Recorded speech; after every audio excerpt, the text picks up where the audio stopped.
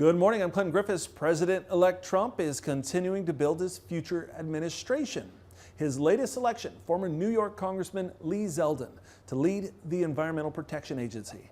Ag Day's Michelle Rook joins me. Michelle, among the things Zeldin supported was President Trump's decision to exit the Paris Climate Agreement. For sure, Clinton. This appointment could signal a potential shift in environmental policy and regulatory approach from a second Trump administration. Former Congressman Zeldin lacks extensive experience in environmental policy, but his background and his voting record indicate he frequently voted against environmental and biofuels legislation.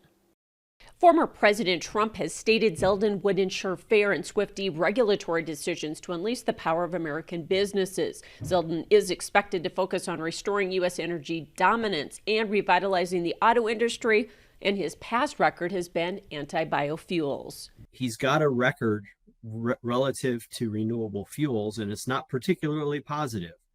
In 2017, then Congressman Zeldin co-sponsored two bills, one which repealed the renewable fuel standard, another which would really dismantle it to the point where it would not be an effective tool and would prohibit any blend above E10.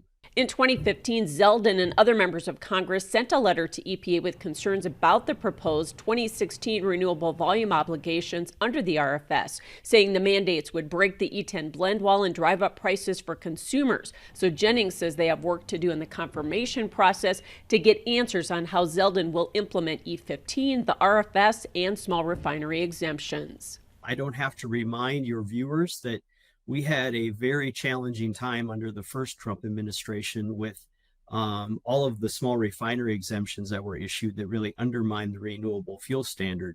As far as 45Z tax credits, EPA doesn't have jurisdiction over the program, and only Congress can overturn the program. But what President Trump can do, and what we expect him to do, Michelle, is effectively put a pause on all pending regulatory efforts by the Biden administration. Zeldin will also undo Biden administration environmental regulations, particularly those targeting power plant pollution and vehicle emissions, allowing construction of new natural gas export terminals, and potentially withdrawing from the Paris Climate Agreement.